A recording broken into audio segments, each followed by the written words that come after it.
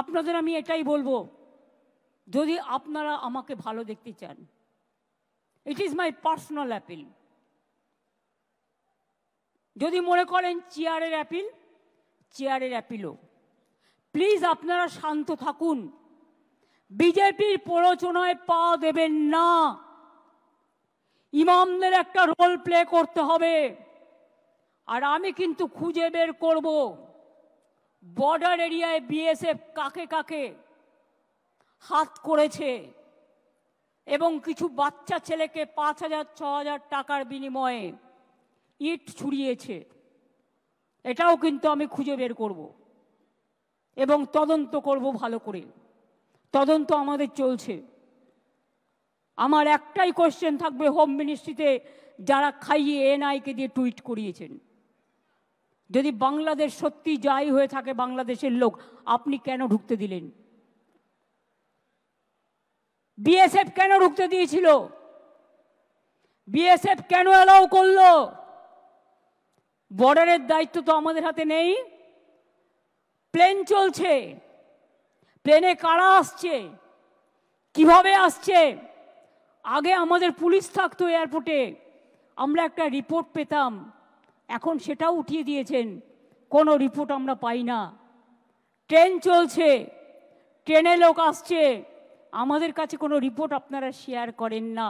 আপনারা কি মনে করেন আপনারা লুকিয়ে লুকিয়ে ছুপা রুস্তম খেলা খেলবেন আর पर्दा के पीछा में क्या है हम नहीं समझ सकते हैं, हम समझ सकते हैं इसको।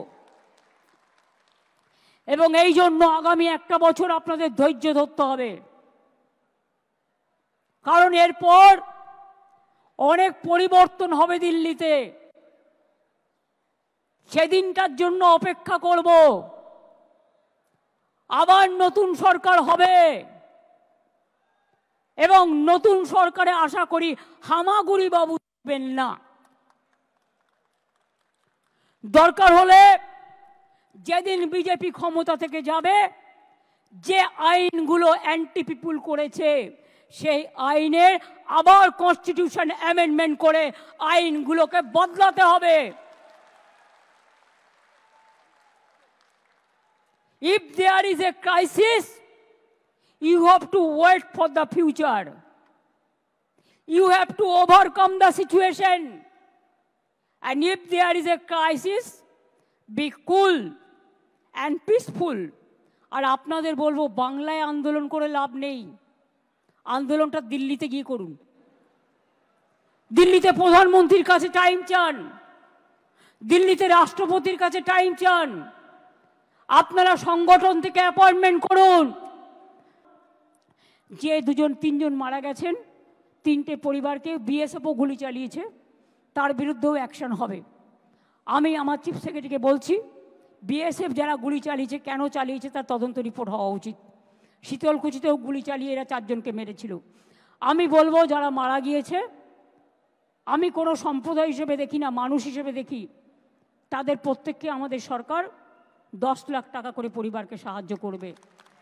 যাদের বাড়ি ভেঙেছে তাদের সবাইকে বাংলার বাড়ি করে দেওয়া হবে এবং যাদের দোকান নষ্ট হয়েছে তাদেরটা এস্টিমেট করে সেটা চিফ সেক্রেটারি দায়িত্ব নিয়ে কাজটা করবেন।